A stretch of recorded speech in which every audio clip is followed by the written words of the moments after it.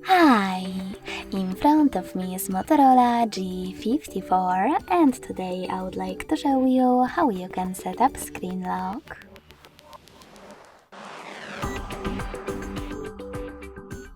Begin by going into Devices Settings and scrolling down to access Security and Privacy.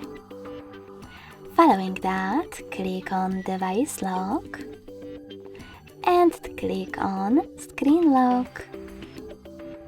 Now you need to tap on one of those login methods to set up the best one for you.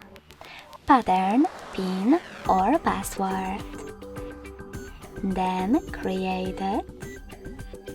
Select Next at the bottom right corner and repeat it in order to confirm it.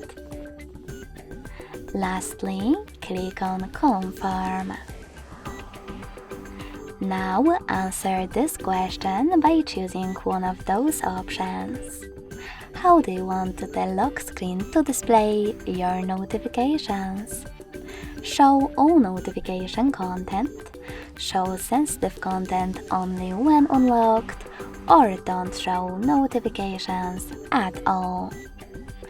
After you decided, click on Done.